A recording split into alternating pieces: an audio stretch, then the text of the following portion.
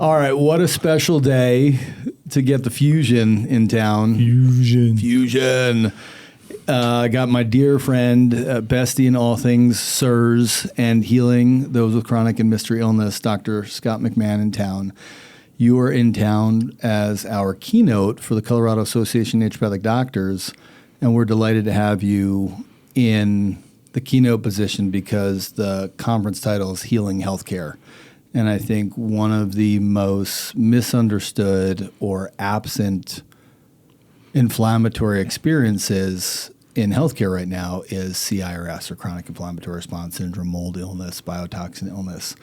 And you are the first Shoemaker Certified Doctor. How the heck did you go from a 25-year pediatrician into CIRS? Oh, that's a good question. I don't really remember. It was a long time ago. What's your HLA? Okay. So there were a number of things that happened, and there's a couple of ways I can tell the story.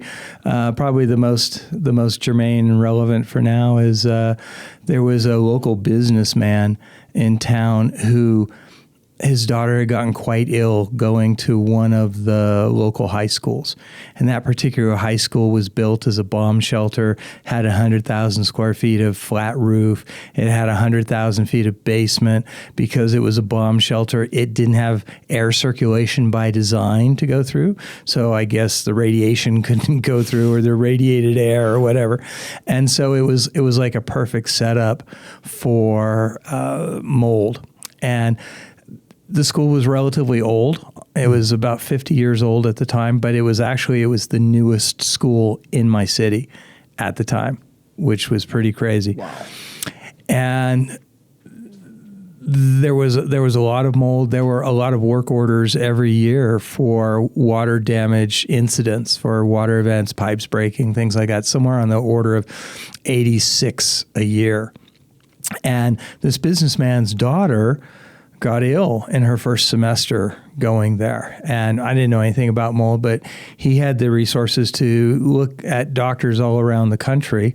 I think he went to Dallas, he went to Denver, and somewhere he went to some place called Pocomoke City in Maryland, who, that's a place I never even heard of before this. But anyway, he took his daughter there, and they met Dr. Richie Shoemaker, and they were impressed by him. And Dr. Shoemaker told her right away, well, this is what the problem is, and it's your school, and you're not going to be able to go back there again, so you better just find another way of doing it. And so she started getting better, and that was great. In the process, the businessman approached the school district and said, "Hey, I'd like for you to do some testing in the school, because, if my daughter's getting sick, there's a good chance other people are getting sick." And the school district hired someone, and guess what? They did spore trap testing. And they found small amounts of Stachybotrys and whatnot, but the people that were interpreting for him said, "Oh, no, that's normal. That's normal." Of course, I didn't know, and Paul that businessman, yes. who sometimes goes by that name. I just call him Don Juan, but that businessman didn't know that, it was already documented in the medical literature that if you do spore trap testing in a room and you do other kinds of testing and you find Stachybotrys in that same room by other methods, 85% of the time the Stachybotrys doesn't even show up on spore trap testing. Anyway, he didn't know things like that. He strongly wanted the school district. I keep wanting to say their name. He wanted the school district to do the testing. He even offered to pay for it himself. I mean, this is a 200,000 square foot building. I mean, that's a pretty penny. But the school district refused, and so he sued the school district, not for money or revenge or anything, but to force them to do the right kind of testing, to do invasive testing, and to do more than just spore trap. And that's where I came in. They were looking, both Dr. Shoemaker and this businessman were looking to see if there were other children at the high school who were sick. And so I met with him one night, and we talked for about 2-3 hours. And at the end of that, I just said, it's really, he told me like all that his daughter had been through. I said, that's really impressive. But, as a scientist, what you're saying to me is N equals 1. And I mean, that's just her story. And, it's moving and all, but that doesn't mean that anyone else has it. And I said, what is it that you want me to do for you? He says, I want you to order some lab tests. And I said, well, I could do that. And I'm interested in finding out after you've told me the story. I want to know what the truth about this is. I said, are you going to pay for the lab tests, or do you want these people's insurance companies to pay? And they say, well, let's get the insurance companies to pay. And I said, to do that, we have to actually have diagnostic codes, to do that and be ethical about it. And so we did that. And as a result, I started thinking, and I said, I'm going to have to see these people. And I had no idea how you do like a biotoxin illness evaluation or anything. So that night I went home and I tried to go to bed, and I couldn't stop thinking about it. And I finally just got up, and at that time, Dr. Shoemaker had a different website than he does now. It's survivingmold.com. Now, back then it was chronicbiotoxins.com. And I read basically the whole website that night, and I was like blown away. So I went to bed probably 3, 4 in the morning, and then I got up at 7 so I could call his office and say, hey, I need some help here because I don't even know how to start one of these evaluations. And we spent about half an hour talking that day, and he really gave me some pointers and got me started. And about a week later, I saw the first biotoxin illness patients. I saw 15 from that school. And by the third one that I saw, I could see the pattern of illness. I could see it was multi-system. I could see that it got better on weekends, and then when they would come to school on Monday, it got worse and worse on Tuesday, and it would just get progressively worse. So over the weekend, they like hang on till Friday, and then they just like try and recuperate over the weekend. And I was kind of sold. I was like, wow. And all 15 of these people had basically the same history. And that's in healthy, or what should be healthy, young teenagers. Exactly. Exactly. A 45-year-old, this should be a thriving, right, annoyingly energetic person who wants to be mischievous on the weekend and stay out late and run around and do sports for 3 hours and recuperate with no problem. Is that what your kids do? We'll talk about that later.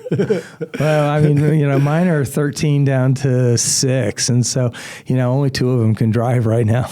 Yeah. Just kidding. So I did that, and then we did some lab tests too. And that's what they really wanted, was to do the lab test to show objectively that there were these people that were sick more than just, this one man's daughter.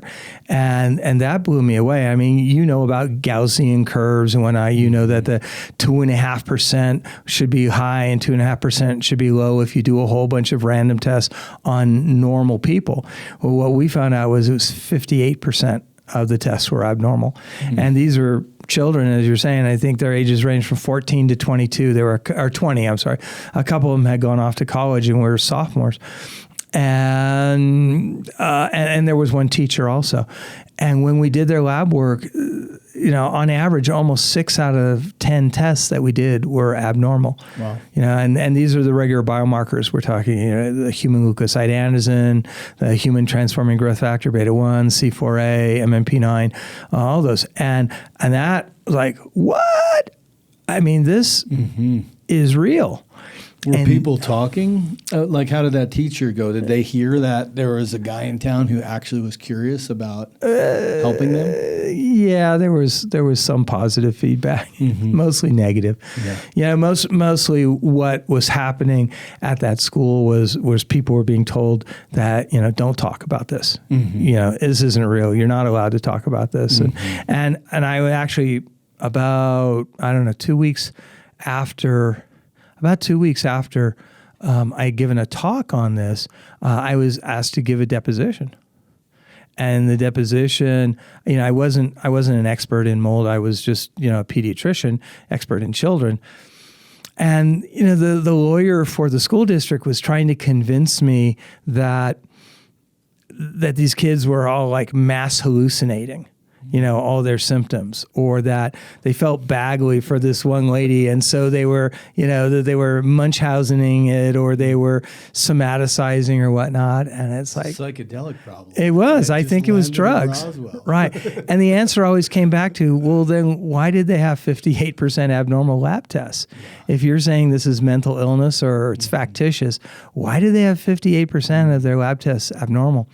At that same time, I was shared my data. Of course, it was HIPAA covered and it was de-identified, but I shared my data with Dr. Shoemaker, and he had multiple cohorts of data that were very similar. On average, these kids had 21 symptoms. Wow. As 14, 15, 16-year-olds. And on average, they had like 7 different systems of their body were involved. And that's just not normal in pediatrics. So ultimately, about a month later, I flew out to Maryland and I spent a couple days with Dr. Shoemaker. And at that time, I was a newlywed and my wife was already pregnant. Surprise. I have 8 children, for those of you who don't know. And she was already pregnant. She hadn't been eating for like a month and a half. And she just hung out every day, every night in the hotel room. She was really feeling awful. And on that, so I spent the day Thursday and Friday with Dr. Shoemaker in his office and with Deb, and he had a couple other people working there at the time. And he showed me everything. He was just like open. He was like a blank check. Showed me how he collected data. He showed me how he saw patients. I saw patients with him, and it was the mentoring kind of experience. And he let me have his paperwork and everything so that I could get started doing this back at home. I just want to add to that. Some people have an experience of Dr. Shoemaker being maybe short or curt or agitated. He's one of the most generous people I've ever met. Yeah. And when you think about how many times he's had to repeatedly explain this illness, like you don't know his experience unless you had over 10 wild medical discoveries. Yeah. And then just imagine before you have a team of first-round docs and second-round docs to help do this job of teach healthcare what CIRS is. Right. That you have to explain this stuff over and over and over again, and then people cherry pick you, and then people try and sweep your work under the rug because it's an inconvenient truth, and on and on and on. It's really nice to hear you share just with our listeners how generous that man has always been. Extremely. But just, Mikasa Sukasa, and I think, wow, you were the first Shoemaker Certified Doctor. How many hundreds of doctors since you has he literally had to say, this is the biotoxin pathway, and this is 2,607,427. Now it's 428. Yeah. Now it's 429. Yeah. Yeah, no, you're absolutely right. And I learned early on, he's never said it, but I met other people in the field and I found that almost everybody that was doing this kind of medicine had gotten the illness themselves. Mm-hmm. They were HLA predisposed. They were sick. They looked around the country. They couldn't find anybody who knew what it was. They found him. They went out there. He saved their life. They learned his protocol and they took, like you said, 2 or 3 things and cherry picked it, and then just took 2 or 3 things that he did and put it in their own thing and called it their own thing. And there wasn't really any loyalty there. And then some of those people... Or respect, I mean... Right. And some of the people would backbite him and say just awful things about him. And it's like, I just decided early on that I was not going to be that way. Yep. And that's probably how I became the first...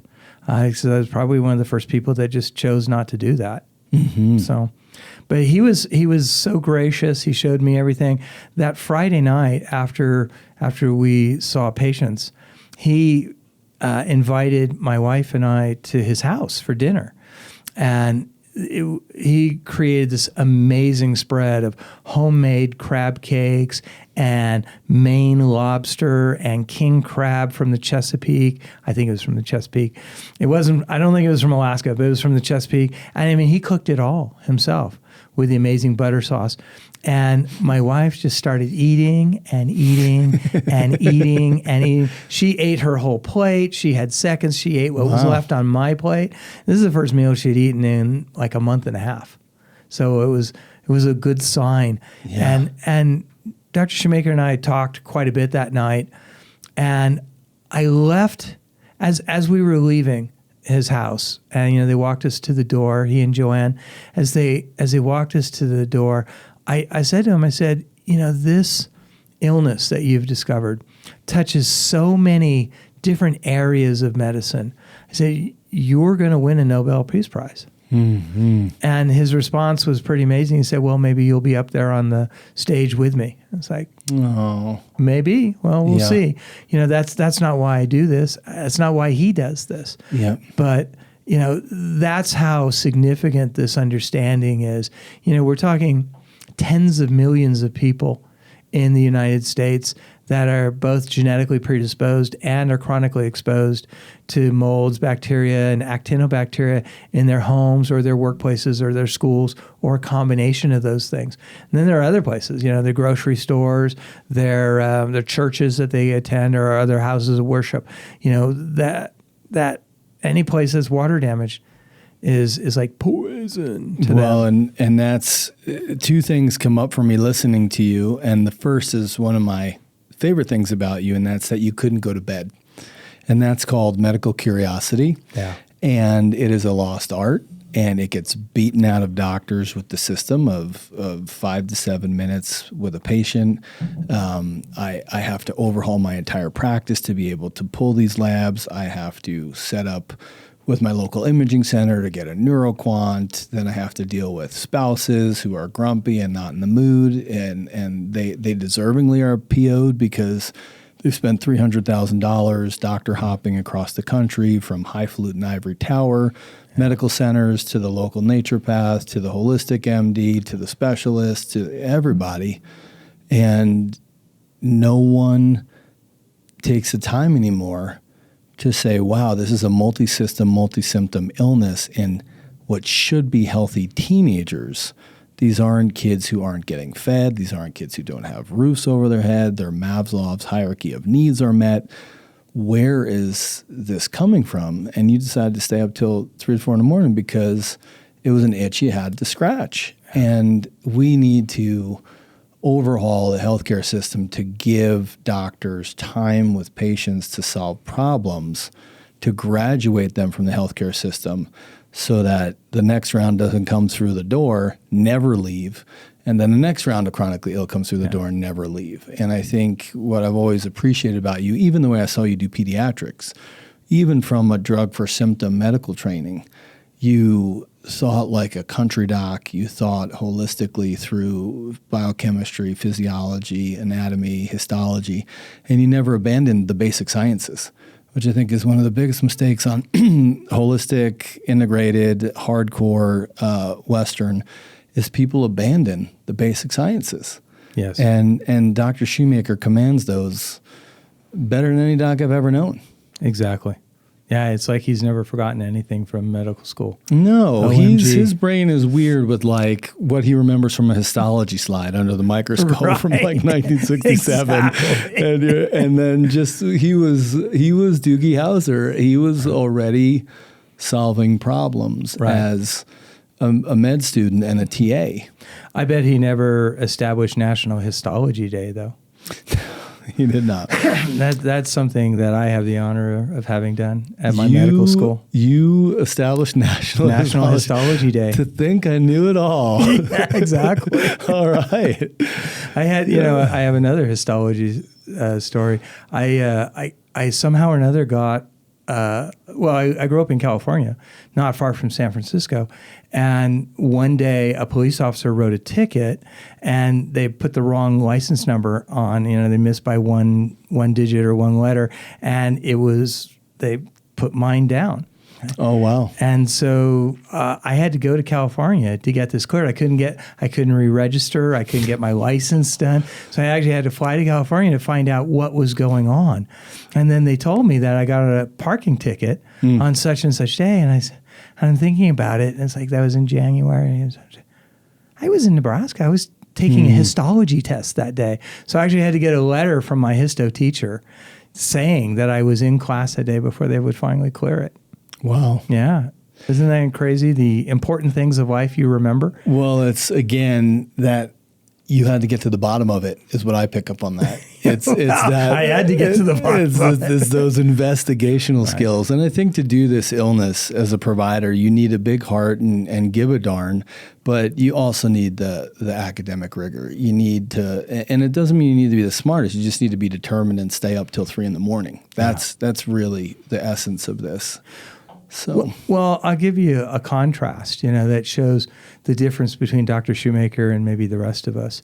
I recall in my pediatric practice seeing these teenagers who were chronically fatigued a lot. And I noticed that a lot of them had massive congestion. They were getting sinus infections over and over again. And I'd treat the sinus infections and they would get better. Most of them would. And I just kind of left it there and said, okay. So now I know this. They didn't teach me this in school, but now I know that if you have chronic sinus infections, there's a good chance you'll develop chronic fatigue. Mm-hmm. They probably all had CIRS, and I missed it. Now, Dr. Shoemaker, when he started, he had, one patient who had this multi-system illness that he didn't know what it was. Yep. He didn't know how to treat it because he didn't know what it was. Yep. She had secretory diarrhea, so he gave her some cholestyramine. Oh, can I say cholestyramine? You can. Oh, it's FDA approved. A holy powder in this clinic. I mean, I've been using cholestyramine in babies for 20 years before I ever started doing mold medicine. Isn't that wild? People don't realize that it is a treatment for secretory diarrhea. Yeah. It was what you use to quote unquote lower cholesterol before statins hit. Right. And we didn't have heart attacks, not because it lowers cholesterol, because it's an anti-inflammatory. Right. So it treats the heart disease, and you're using it. Dr. Blanchette, Dr. Shoemaker, all these MDs are teaching me. You treat Clostridium C. difficile with cholestyramine to mop up the C. diff toxin. Yeah. And then here we go. To your credit, the difference between you and Dr. Shoemaker is he had a crisis with the Pfesteria outbreak in the Chesapeake Bay that did tsunami, not just 12 high school kids, right? It was like hundreds of people started showing up with these mystery illnesses, robust. But yes, to give Dr. Shoemaker credit, he's relentless in his pursuit of what is going on. Yeah. And he might not give you a hug. His love for his patients was. He gives me a hug. Well, yes, he does. He didn't give you hugs? We'll go there. But his biggest hug is to be relentlessly thorough and demand excellence of himself for solving problems for the chronically ill. And that he does. And he never stopped, and still is pumping out solid, well-done, peer-reviewed literature to solve problems. Yeah. And isn't that what you want to do when you want to grow up and be a doctor? You want to help people. And you don't just want to do it with one patient. You want it replicatable so that you can help. I think it's 56% of Americans, is the last stat, have a chronic illness right now. And my question is, how many of that is undiagnosed CIRS? Right. So you were out in 52 million people. Yes. 52 million, but that's 16% of the population right there. Yeah, a lot. Yeah. So you're out in Pocomoke. Mm-hmm. I can't believe you found a hotel in Podunk, Pocomoke. Yeah, there was a Holiday Inn there. And then you kind of get inspired and you go, wow, this dude's the real deal. Right. And then you come back with this newfound knowledge. And what year is this? So I saw my first patients right after the beginning of 2010. Mm-hmm. And I went to see him in March of 2010. Yeah. And when I came back, I sat down with the 15 families, one at a time, and told them what I learned in Pocomoke and what I learned from reading articles and whatnot, and offered them, cholestyramine therapy. And 5 of them took it really seriously and said, yeah, let's do this. And all 5 of them got considerably better. Mm-hmm. And the other 10, a couple of them tried it, but they were teenagers, and they 4 times a day with cholestyramine powder. Exactly. 4 times a month. Exactly. So they didn't have a whole lot of improvement, and they quit shortly after. But and over you the didn't years, have encapsulated cholestyramine. You didn't have well-called tablets. Right. This was pure, chalky. We didn't have anything. This was chalky. Yeah. chalk dust powder. Or orange sand. Yeah, orange sand. This is not an orangicle. This is sand. It is good for you. Yes. But make sure you brush your teeth because we don't want your teeth rotting out. Yeah.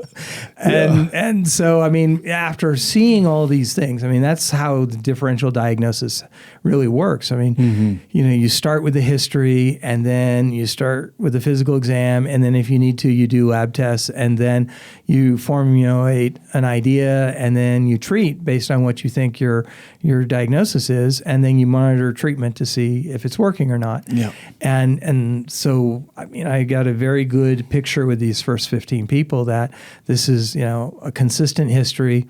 Physical exam, I figured out physical exam findings later on or read them or saw them in the office. The lab testing that Dr. Shoemaker had already discovered at that point, you know, there's over 20 biomarkers. Hello. Anyway, so, and he's discovered, you know, all of them. And then the fact that they get better with just using cholestyramine and staying out of bad buildings. I mean, it's pretty hard to refute it. It's kind of surprising that people do refute it. It's cool to see someone who's still in denial or is tight on finances or has, you know, a husband who's a saboteur or whatever the flavor of the day is. They're on cholestyramine, they go from an F to a C minus, C plus, but they're still in contaminated building. Right. And then it might even be 5 years after I've diagnosed CIRS, and they finally get the combination of truly clean buildings and cholestyramine. And it is like the clouds part, the sun shines upon their brain, and they finally feel good again, like normal. Yeah. You know, for our listeners, a DDX is a differential diagnosis. And the problem with conventional model is historically a DDX will be what you have, right? You say, I have head pain. You say, oh, it's cluster headaches or it's migraine or it's, and you go, yeah, I looked that up. Migraine means half head pain. Right. Right. That's what it means in Greek. When you and I are doing DDX and in the tradition of Dr. Shoemaker, a differential diagnosis should be, I have a headache. This is why it could be. This is why it could be, right? It could be a tooth abscess. It could be a water damaged building. It could be concussion history. It could be low vitamin D with inflammatory foods with sedentary lifestyle with dehydration and blood sugar problems, right? It could be all of them. And the differential diagnosis, if you're listening to this and you have chronic illness, you should be demanding from your doctors to do a list of the potential underlying causes, not of what, but of why you have. And then you use validated, substantiated labs and imaging to say, I guessed right, or that was a good thought, but it's not a place we want to spend our patients' time, money, and energy. Right. So you got to bring home those biomarkers. Without mentioning school names or whatever, land this plane in Roswell. Did the school take responsibility? Did more people come once they realized, oh, my daughter's migraine since 9th grade when she started school here might be this illness? Like, how did this school phenomenon? Neither the school nor the school district took responsibility publicly. Okay.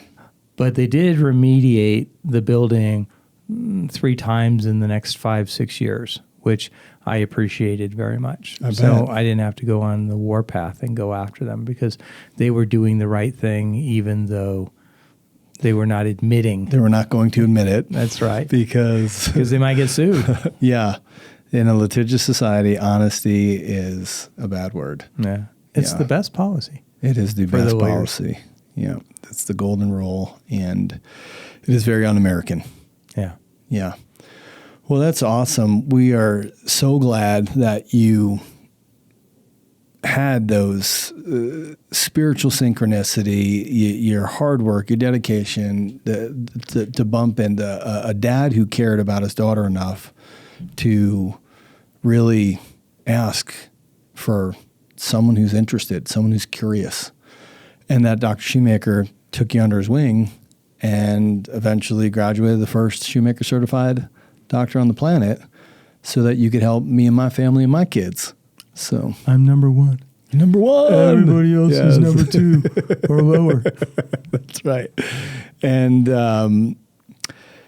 we're going to talk more, but I really appreciate you sharing your story today. That was my pleasure. Thanks for having me and for asking me those very germane and pertinent questions. They're probing.